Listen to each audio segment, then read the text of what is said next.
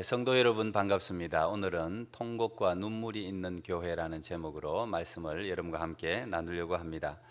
특별히 오늘은 언급하지 않을 수 없는 게 8월 15일 1945년 8월 15일 일본에게 국군을 빼앗기고 일제 종이 되어서 살아가던 우리 대한민국이 해방을 맞은 76년 된 광복주일입니다.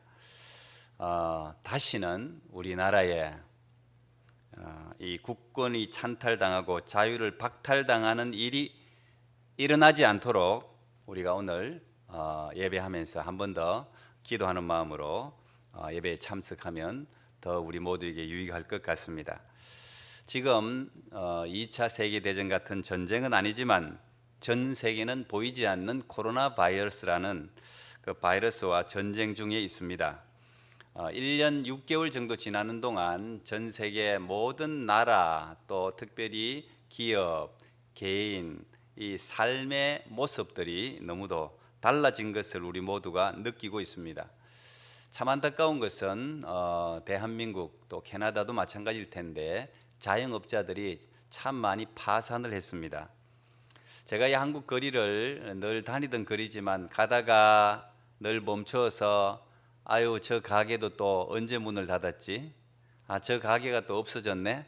뭐 이런 가게가 일주일에 한 번씩은 있는 것 같아요. 그렇게 가게들이 문을 많이 닫는 것을 보면서 참 개인적으로 가슴이 많이 아팠습니다. 저 가게 하나를 개업할 때 온 가족들이 얼마나 기뻐했을까, 얼마나 기대와 꿈을 가지고 저 가게를 시작했을 텐데 저렇게 허무하게 가게가 문을 닫을 때 얼마나 많은 빛이 쌓이고 그 사람들의 가슴에 멍이 들었을까, 이런 생각을 저절로 하게 됩니다. 지난주에 어느 이 자영업을 하시는 분 같은데 중년 여자분이 이 주일날 교회를 못 들어가게 이제 감시하기 위해서 나오신 정부의 관계자를 향해서 이런 말을 하는 것을 들었습니다. 자기를 장사하는 사람으로 소개하면서 지금 코로나 때문에 영업을 못하게 해서 임대료만, 가게 임대료만 월 300만 원씩 나간다는 거죠. 그게 다 카드 빚으로, 카드로 어쩔 수 없이 지금 갖고 있다고, 살 길이 너무 막막해서 정신병이 들 정도라고 그렇게 이야기를 하는 거예요. 그나마 내가 이렇게 교회 와서 하나님 앞에 기도라도 해야 내가 미치지 않고 살 수 있는데 이렇게 교회까지 못 들어가게 막으면 나는 어떻게 살라는 말이냐. 다른 곳은 몰라도 정부가 오히려 교회나 종교단체는 방역을 도와서라도 정부를 위해서 기도하라고 이렇게 오히려 밀어줘야지 이렇게 막아서 되겠는가. 만약에 나 같은 사람이 교회 나가서까지 기도하지 못하고 숨통이 막히면 자살이라도 하라는 말이냐. 이렇게 참 그 자영업을 하는 아주머니의 절규 같은 그런 현실적인 외침을 들었습니다. 근데 제 마음에 그분의 말이 꽂혔어요. 마음속에 탁 꽂혔는데 그렇겠구나. 어떤 사람에게는 세상 어디에도 호소할 데 없고 답답하고 앞이 캄캄할 때 오직 하나님에게 호소하는 길만이 그의 숨통 막히는 가슴을 활짝 여는 길인 그런 분들도 있겠구나. 이런 생각이 가슴 마음속에 들었습니다. 교회는 만민의 기도하는 집이라는 이사야 말씀도 생각났습니다. 세상에 호소할 곳 없는 수많은 절망과 한숨, 공고함 가운데 있는 백성들이 나와서 마음껏 하나님을 향해서 호소하고 토로하고 하는 것이 교회라는 사실을 새삼스럽게 생각하게 되었습니다. 아무리 교회라도 그렇게 하나님 앞에 나와서 기도하는 사람들의 발걸음을 막아서는 안 되겠다는 생각. 적어도 우리가 먹을거리를 위해서 쇼핑하는 것을 정부가 막을 수 없듯이 우리의 영혼의 양식을 위해서 교회에 나오는 것을 교회조차도 막아서는 안 되겠다는 그런 생각이 가슴속에 꽂혔습니다. 예수님은 내 집은 만민의 기도하는 집이다 그렇게 말씀하지 않았습니까? 교회는 코로나로 말미암아 코로나가 발생하는 진원지가 아니라 답답하고 안타깝고 숨 쉴 곳 없는 곳 사람들이 와서 숨을 쉬고 생명을 얻고 희망을 얻는 곳, 그곳이 교회라는 사실을 목사로서 다시 한번 새삼스럽게 깨닫게 된 것입니다. 이사야 56장 7절에 나와 있는 내 집은 만민이 기도하는 집이라는 그 말의 원래 뜻은, 원래 예루살렘 성전은 유대인들만 성전 안으로 들어갈 수 있었습니다. 그래서 헤롯 성전에도 이방인의 뜰이 있고 이방인들은 이방인의 뜰까지만 활동할 수 있었고 그 앞으로 나갈 수가 없는 구조였습니다. 그런데 이사야가 그 구약시대 율법이 버릇게 살아있던 그 시대에 하나님의 음성을 사람들에게 들려주기를 내 집은 만민의 기도하는 집이다. 그 말은 이방인들도 나와서 기도해야 될 집이라는 뜻이죠. 이방인조차도 발걸음을 막아서는 안 된다는 것입니다. 어떻게 보면 구약시대로 봐서는 아주 혁명적인 이야기였습니다. 그 말씀을 예수님이 다시 인용을 하신 것입니다. 저는 그 아주머니의 그 현실적인 절규를 들으면서 사실 좀 뜨끔했습니다. 목사로서. 목사님들이 평상시에 맨날 예배에 목숨을 걸자고 외치지 않았습니까? 예배는 생명이라고 외치지 않았습니까? 그런데 우리는 너무 쉽게 예배와 기도를 놓친 건 아닌지 생각하게 되었습니다. 어떤 성도들에겐 예배와 기도가 유일한 그분들의 희망인데 그분들의 생명줄을 너무도 쉽게 외면한 건 아닌지 목사로서 반성을 하게 되었습니다. 물론 팬데믹이라는 어쩔 수 없는 상황과 정부의 방역 지침에 따라야 하는 것은 국민으로서 당연한 책임입니다. 그런데 그것과 별개로, 그것과는 좀 다르게 신앙인으로서 하나님을 믿는 사람으로, 예배를 목숨같이 여기는 사람으로, 목사로서, 성도로서 우리가 좀 더 진지하고 처절한 예배와 기도에 대한 고민이 있었는가에 대해서 묻지 않을 수가 없는 거예요. 그 아주머니 처절한 절규 가운데 그 소리가 제게 들렸습니다. 정말 처절한 팬데믹 상황 가운데서도 처절하게 이 예배와 기도에 대한 고민을 했느냐 하는 거예요, 교회가. 이것은 현장 예배냐 온라인 예배냐의 문제는 아닌 것 같습니다. 사실 저도 지금 이 온라인의 혜택을 받고 있잖아요. 현장 예배만이 최선의 예배라는 말을 하려는 게 아니죠. 교회의 본질에 대한 심각한 고민을 우리가 한번 지금쯤은 해봐야 될 시점이라는 생각을 하게 된 것입니다. 사실 여러분 구약시대를 생각하면 성막시대나 성전시대나 제단에 불이 꺼져서는 안 됩니다. 제사장의 가장 중요한 직무 중에 하나가 제단에 불을 지키는 거예요. 매일같이 불을 갈면서 불이 꺼지지 않도록 보살피는 게 제사장의 최고 중요한 직무 중에 하나였어요. 물론 이 코로나 상황 가운데서도 참 고군분투하시는 목사님들이 많습니다. 우리 성도님들이 많습니다. 처절하게 예배를 지키기 위해서, 그래도 어쨌든 신앙을 지키기 위해서 참 이 어려운 시대에 몸부림치시는 분들이 많습니다. 그에 비해서 대부분 또 우리가 많은 부분 부족했던 것도 사실인 것 같습니다. 요즘 대형 교회들을 보면 그 온라인 예배를, 저도 예배를 여러 교회 예배를 드립니다. 마치 방송국이 된 것 같아요. 교회들마다 예배 송출을 위해서 방송실을 짓고 있습니다. 이것도 서비스이기 때문에 굉장히 필요한 일이에요. 좀 더 나은 방송 시스템을 통해서 성도들에게 말씀을 제공하고 또 예배를 제공하기 위해서 노력하는 것은 굉장히 긍정적입니다. 그런데 어떻게 보면 많은 곳에서 새벽기도회라든지 예배를 예배당이 아니라 따로 방송실을 만들어 놓고 그곳에서 촬영을 합니다. 왜? 에너지 전략도 하고 여러 가지 또 영상으로 보여지는 부분들 때문에 따로 예쁘게 방송실을 만들어서 이 출력을 송출을 해요. 마치 요즘은 농담처럼 이야기하는데 목사님들이 연예인이 된 것 같아요. 항상 이 화면에서 목사님들이 비추어지고 그 화면에 비추어지는 모습들에 신경을 쓰다 보니까 진짜 중요한 것은 놓치는 게 아닌 게, 이건 제 자신에 대한 반성이에요. 어쩔 수 없는 현실이죠. 현실적인 문제 때문에 어쩔 수는 없지만 역시 그것 때문에 그것이 교회 본질이 될 수는 없는 것 같습니다. 세상의 문제가 무엇이든 간에 교회는 교회가 할 일이 있는 거죠. 교회의 본질이 있는 것입니다. 교회는 기도하는 집입니다. 그것이 세상을 이길 수 있는 유일한 방법입니다. 유한한 인간이 무한한 하나님의 능력을 가져올 수 있는 방법을 예수님은 우리에게 직접 본으로 삶으로 보여주셨어요. 예수님도 인간의 몸을 입으신 유한한 인간이셨기 때문에 많은 한계를 가지고 있었습니다. 육체를 입은 인간이기에 시험도 받으셨고 유혹도 받았습니다. 배고픔도 느끼셨고 목마름도 느끼셨습니다. 채찍에 아프기도 하셨고 절규도 하셨습니다. 수많은 인간의 연약함을 고스란히 가지신 분이셨습니다. 그걸 이긴다는 게 결코 쉽지 않았습니다. 그런데 예수님은 삶을 통해서 인간의 연약함을 어떻게 이길 수 있는가, 인간의 연약함 가운데서도 어떻게 신앙, 하나님의 나라로 순례자로서 계속적으로 전진할 수 있는가에 대한 본을 분명히 우리에게 보여주셨습니다.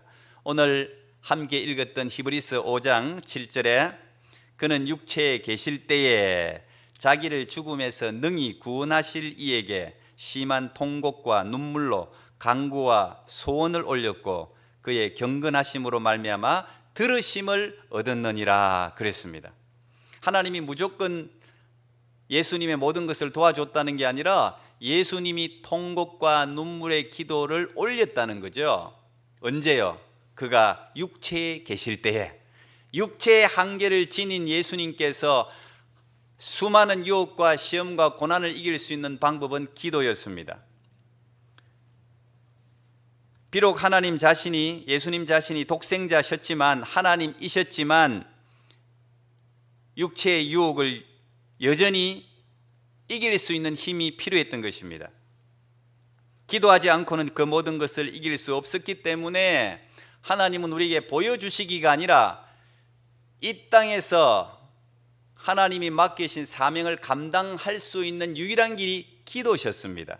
그래서 그분은 새벽 미명에 기도하셨고 제자들을 선택하시기 전에 기도하셨고 수많은 기적과 이적을 베푸신 후에 기도하셨고 수많은 일들이 끝나고 밤에 철야를 하면서 밤이 맞도록 기도를 하셨고 곳곳이 다 예수님의 기도의 모습을 복음서는 우리에게 보여주고 있는 것입니다.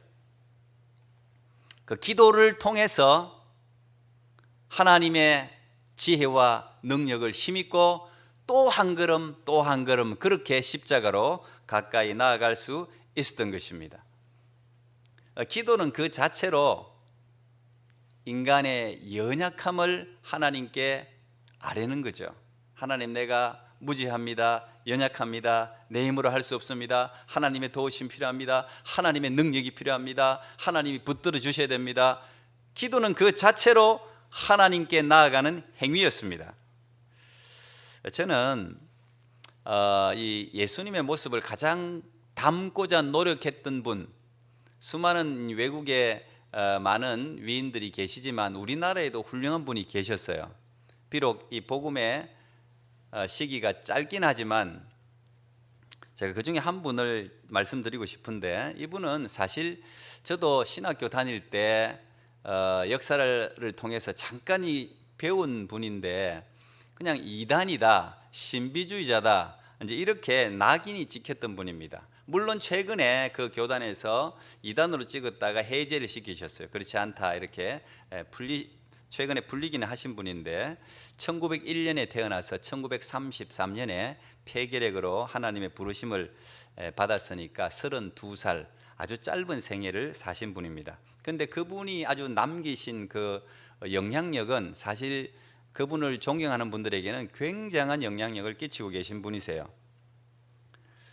이용도 목사님이시라는 분인데 이분은 사실 그냥 예수님께 미쳤다, 나는 예수님께 미치고 싶다, 그렇게 말씀하신 분입니다. 그렇다고 광신자가 아니시고 정말 손양은 목사님 같이 사랑의 성자입니다. 그분은 유학 가는 후배를 위해서 자기 집을 팔아서 유학 기금을 주고 옷이 없는 사람에게 자기 옷을 벗어서 주고 자기의 모든 것을 내놓으신 사실 성자였어요. 그 모든 것이 기도에서 시작했어요. 이분이 집회만 하면은 회개와 부흥의 열매가 막 가득가득 맺어졌습니다. 완전히 분열되었던 교회가 서로 원수지간에 사실 이게 하나 된다는 게 어려운 일인데 이분이 한번 집회를 하고 나면 분열된 교회가 하나가 되는 거죠. 불신자들이 욕하러 왔다가 변하는 겁니다. 수많은 사람들이 이분의 설교와 인격 앞에 다 감동을 받고 바뀌는 거예요. 이분의 기도는 참 유명합니다. 여러분들이 조금만 찾아보면 이 이용도 목사님에 대해서 알게 되는데, 이분은 그냥 평생의 기도로 지내신 분이에요. 시간의 대부분을 시간들을 기도로 지내신 분이에요. 항상 어디 있냐, 눈에 안 보이면 기도하고 계신 거예요. 산에서 하나님이 응답할 때까지 기도하자, 친구하고 둘이 올라갔다가 하루, 이틀, 일주일, 10일씩이나 하나님의 응답을 받기 위해서 기도하신 분이에요. 항상 부흥회가 있어도 새벽 4시까지 기도하고 부흥회 말씀을 전하고, 새벽 4시까지 기도하고 와서 너무 피곤하니까 몸을 살펴야 된다. 그분이 아주 친한 외국인 선교사 친구가 있었습니다. 후배인데 항상 몸을 살펴야 된다, 너무 그렇게 무리하면 안 된다, 늘 그렇게 말했음에도 불구하고 새벽 4시까지 기도하고 와서 이제 조금 잠깐 눈을 붙이라고 하는데 안 들어가는 거예요. 왜 안 들어가냐? 들어갈 수가 없다는 거죠. 여기에서 구걸하는 거린들이 생각나고, 믿지 않는 불신자들이 생각나고, 그 영혼만 생각하면 그냥 미치겠다는 거예요. 그래서 그 자리에서 또 무릎 꿇고 또 산에서 내려와서 또 기도하고. 이분이 하신 말씀 중에 하나를 제가 여러분에게 소개하겠습니다. 이분의 어록이 이렇게 쭉 이분에 대한 정기를 적은 분들이 책에 기록해 놓았는데, 죽으면 기도할 필요 없으니 살아있을 때 열심히 기도해야지요. 죽기 전에 한 사람이라도 더 구원받도록 전도하는 것이 먹고 자는 것보다 더 중요합니다. 기도는 사람의 마음을 움직이는 것보다 하나님의 마음을 움직일 수 있습니다. 배가 고파서 슬픈 것이 아니요, 가난해서 슬픈 것이 아닙니다. 기도하지 않으면 괴롭고 슬픕니다. 기도는 나의 기쁨이요, 나의 일이요, 나의 의미입니다. 기도가 없으면 나의 기쁨도 없고 나의 존재도 없고 나의 생명도 없습니다. 기도보다 더 큰 일이 없습니다. 그런데도 나는 종종 기도를 못할 때가 있습니다. 기도가 없으면 나의 영혼은 너무 괴롭습니다. 밥이 없어 괴로움이 아니요, 옷이 없어 괴로움이 아닙니다. 다만 기도가 없는 그것만이 나의 괴로움입니다. 오 하나님, 내게 기도를 주시옵소서. 기도를 못하면 신랑과 만나는 밀실을 갖지 못하고 쫓겨난 신부와 같습니다. 마귀는 나의 기쁨을 빼앗으려 하지 않습니다. 열심과 선행도 빼앗으려 하지 않습니다. 마귀는 어리석지 않습니다. 마귀는 오직 나의 기도를 빼앗습니다. 기도를 마귀에게 빼앗기면 나는 모든 것을 빼앗기는 자입니다. 기도, 오 나의 그리운 기도, 나의 생은 기도로 시작하여 기도로 마치게 하옵소서. 이 그분이 이제 적은 글 중에 하나입니다. 그분의 기도의 삶이 어떠했는가를 우리가 단편적으로 알 수 있는 구절이죠. 사실 지금 우리는 기도의 사람이 필요합니다. 이 어려움 때문에 또 나라를 위해서, 교회를 위해서 막 말을 많이 하는 사람이 필요한 게 아니에요. 정말 나라를 부둥켜 안고, 교회를 부둥켜 안고, 영혼을 부둥켜 안고, 자영업자들을 부둥켜 안고, 환자들을 부둥켜 안고 눈물로 기도할 사람이 지금은 정말 필요합니다. 지금까지 말은 많이 했잖아요. 코로나 오기 전에도 말을 많이 했어요. 근데 코로나가 터지고 마스크를 썼음에도 불구하고 말하는 사람은 여전히 말합니다. 여전히 불평합니다. 여전히 다른 사람 흉만 봅니다.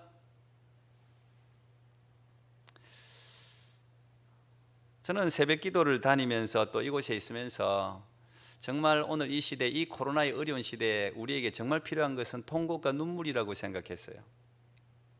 근데 통곡과 눈물은 그냥 나오지 않아요. 히브리서 오늘 우리가 읽었던 이 5장은 예수님을 대제사장으로 비유합니다. 근데 제사장이 하는 가장 중요한 역할이 하나님과 인간 사이를 중재하는 역할입니다. 제사장이 정말 중재 역할을 잘하려면, 오늘날 목회자도 마찬가지인데 아마 중직자들도 마찬가지일 거예요. 중보 기도자들도 마찬가지일 거예요. 제사장이 제대로 이 중재 역할을 하려면 그 회중, 백성, 성도들의 아픔을 자기 아픔으로 여겨야 돼요. 그 성도들의 아픔이 자기 아픔으로 느껴져야, 공감이 가야 하나님의 긍휼을 간절하게 구하게 됩니다. 통곡과 눈물은 그때 나는 거예요. 그 사람의 아픔이 내 아픔으로 느껴질 때, 그 사람의 현실적인 고난이 정말 내 피부에 그대로 다가올 때 저절로 눈물이 나는 거죠. 예수님은 성경에 3번 울음을 우셨다 기록이 나와 있습니다. 이제 9월 달에 우리 성경 퀴즈 대회할 때 이것도 문제로 나올 텐데, 예수님이 3번 우셨는데 예수님의 울음은 바로 이런 통곡과 눈물이었습니다. 첫 번째, 예수님께서 우신 장면은 나사로의 무덤 앞에서 우셨습니다. 오빠를 잃은 마르다와 마리아 두 자매의 그 슬픔 마음을 가슴에 안고, 또 어쩔 수 없는 인간의 한계를 가지고 죽을 수밖에 없던 나사로를 생각하면서 그 인간의 연약함 앞에서 예수님은 눈물을 흘렸습니다. 공감을 했다는 거예요. 오늘 우리도 이 시대에 이 인간적인 죽음과 질병과 자영업자의 그 어려움과 수많은 그 아픔들을 우리의 아픔으로 알고 흘리는 눈물의 기도, 그게 오늘 이 교회에 필요한 눈물이 아닌가 생각을 해봅니다. 두 번째, 예수님은 예루살렘 입성을 앞두고 우셨습니다. 이제 마지막 십자가로 가는 길에 예루살렘에 입성하기 전에 예수님은 예루살렘 멸망을 미리 바라보면서 우셨습니다.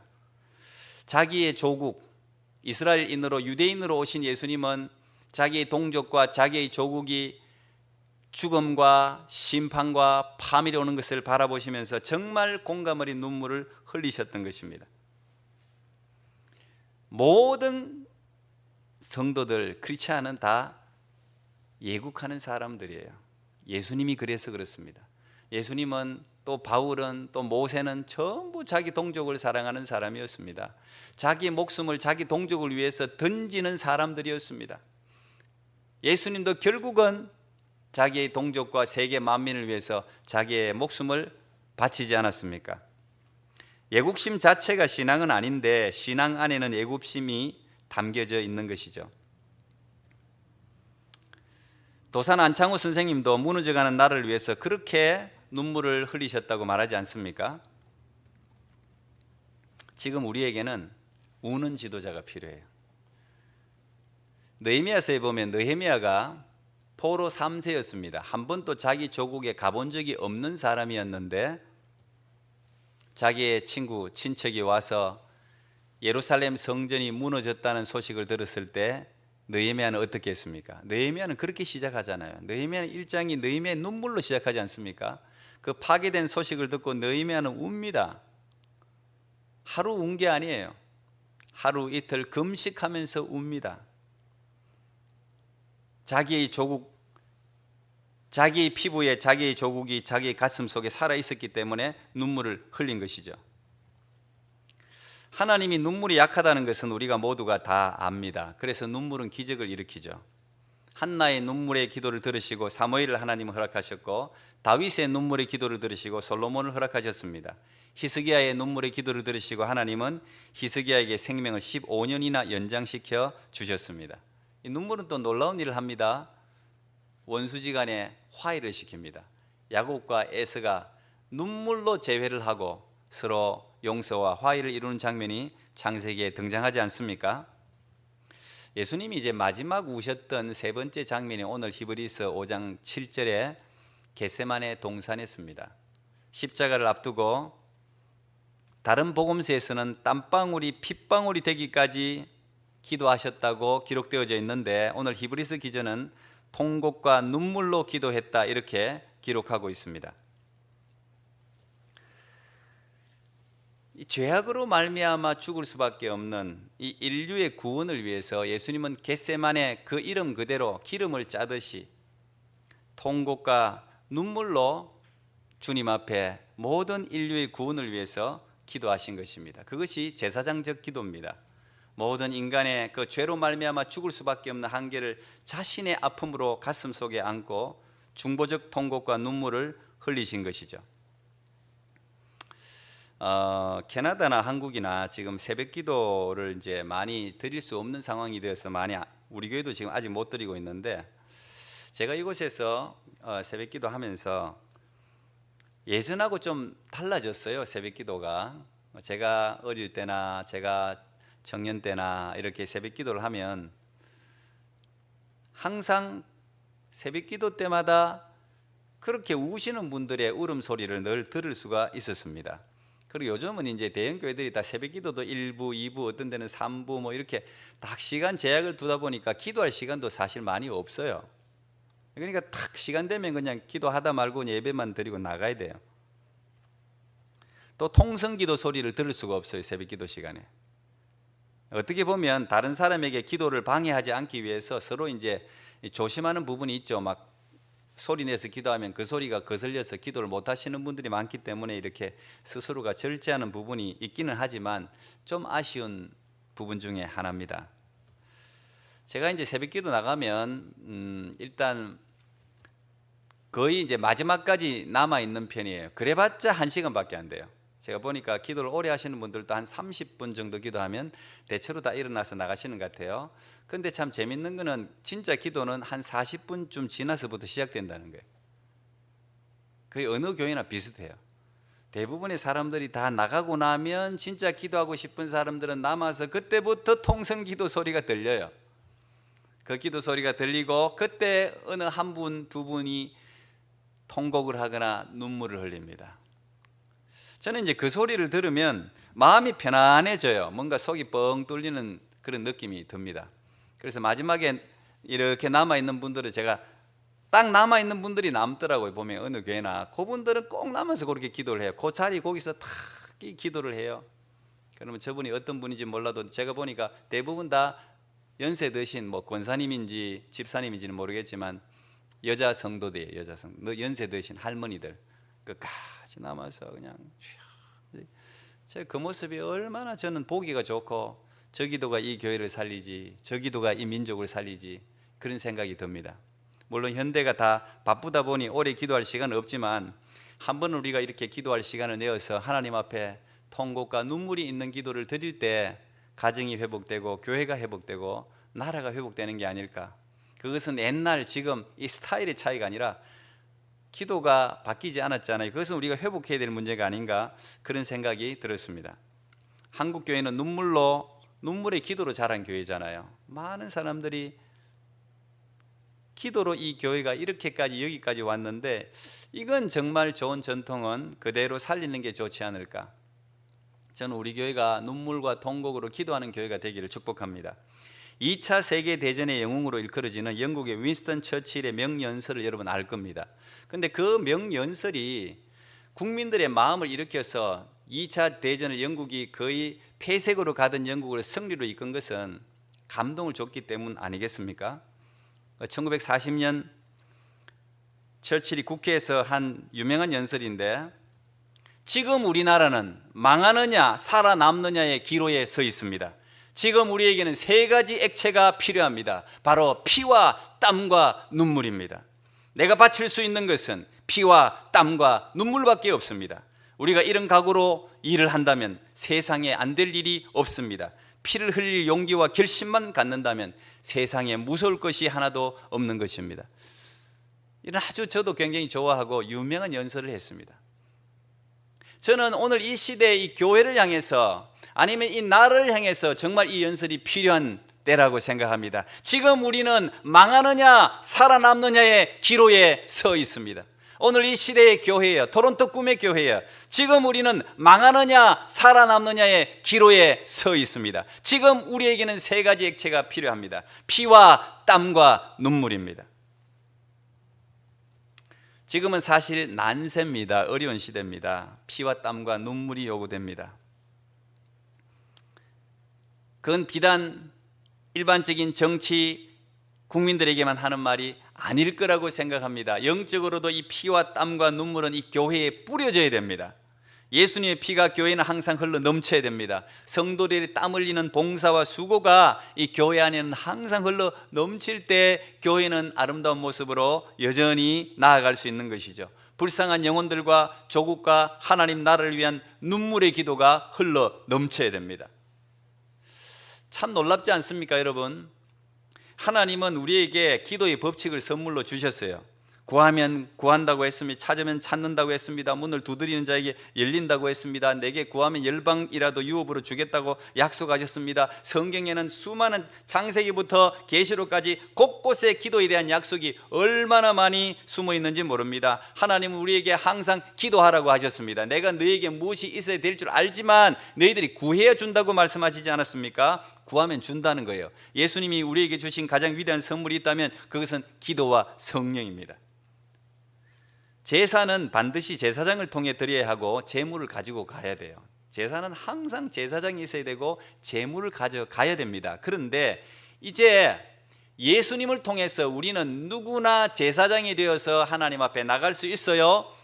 제물이 필요 없고 예수님의 이름을 가지고 예수님께서 내게 하신 일을 믿음을 가지고 하나님 앞에 나가기만 하면 돼요. 그게 기도입니다. 그게 기도. 오늘 히브리서 5장 17절이 우리에게 보여준 기도예요. 오늘날 교회는 기도하는 집이 되어야 됩니다. 교회는 장사하는 집도 아니고 정치하는 것도 아니고 희희낙낙하는 것도 아니고 농담하는 것도 아니고 교회는 기도하는 집입니다. 제가 얼마 전에 우리 이제 교회 제가 이제 돌아갈 때가 다 돼서 스태프들에게 제가 기도하는 가운데 그런 생각이 많이 들었어요. 부탁을 했습니다. 성도들이 나오기 어려우니까 우리 스태프들, 목사님들, 전도사님 또 우리 간사님들 비롯해서 한 사람씩이라도 교회에서 기도의 양을 좀 채웠으면 좋겠다. 제 생각이 이제 그런 생각이 들었어요. 뭐 10%든 뭐 10명이든 간에 교회 몇 명씩은 다 나올 수 있는데 저는 어쨌든 우리 목사님이나 말씀을 하면 기도하길 원하시는 분은 누구나 말하면 교회 문을 열어 드릴 테니까 오셔서 저는 이 기도가 이 양이 채워져야 돼요. 기도는 항상 교회가 재단에 불이 항상 이 불이 꺼지면 안 돼. 활활 타올라야 됩니다. 이게 교회는 그냥 가는 게 아니고 일반 기관이 아니기 때문에 교회는 영적인 원리가 작동하는 곳이에요. 영적인 원리가 작동하는데 그 영적인 원리 중에 중요한 원리가 기도예요. 이 기도 양이 차야 교회가 움직이기 시작해요. 마치 기름이 가득 차야 차가 움직이고 많은 부품들이 움직이듯이 교회는 기도가 차야 이게 움직이는 거예요. 통곡과 눈물의 기도 속에 하나님은 역사를 하십니다. 코로나뿐 아니라 이 세상의 그 어떤 문제도 통곡과 눈물의 기도를 결코 이길 수가 없습니다. 하나님은 결국 통곡과 눈물의 기도를 드리는 사람들을 통해서 역사하시죠. 오늘도 예수님께 뭐라고 그랬습니까? 예수님의 통곡과 눈물을 기도시고 그의 격려하심을 들으시고 그의 기도를 들었다고 히브리서 기자는 우리에게 알려주지 않습니까? 저는 토론토 꿈의 교회 성도들 피와 땀과 눈물 저와 함께 같이 쏟을 수 있기를 바랍니다. 하나님이 우리 교회를 기뻐하셔서 통곡과 눈물이 있는 그곳에 하나님의 마음과 하나님의 눈이 함께 있어서 우리가 감히 상상하지도 못했던 그런 놀라운 구원의 역사를 하나님이 통곡과 눈물 가운데 이루어 주실 것을 확신하고 믿습니다. 여러분의 가정에도, 여러분의 기업에도, 여러분의 자녀들에게도 통곡과 눈물의 기도가 끊이지 않는 그런 여러분의 삶이 되기를 축복합니다. 기도하겠습니다. 하나님 감사합니다. 참 어려운 시대를 우리가 살아가고 있습니다. 그러나 하나님, 아무리 우리의 상황이 어렵고 아무리 힘들고 고통스러워도 하나님은 이 모든 것들을 뚫고 나갈 수 있도록 예수님을 통해서 기도의 본을 보여주셨습니다. 통곡과 눈물의 기도를 하나님 앞에 드릴 때 이 세상에 아무리 거대한 벽도 무너질 줄 믿습니다. 우리에게 있는 암흑 같은 어둠도 환한 빛으로 바뀔 줄 믿습니다. 무너졌던 우리의 모든 것들이 다시 세워질 줄 믿습니다. 아버지 하나님, 우리의 모든 삶 가운데 기도를 회복시켜 주시옵소서. 기도의 영을 부어 주시옵소서. 우리 교회에 우리 목사님, 전도사님, 우리 간사님들, 우리 장로님들, 우리 권사님들, 우리 집사님들, 우리 어린아이에게까지 하나님 기도의 불이 활활 타오르게 해 주시옵소서. 기도의 역사를 경험하게 해 주시옵소서. 기도를 통해서 일하시는 하나님을 만나게 하여 주시옵소서. 예수님 이름으로 기도하옵나이다. 아멘.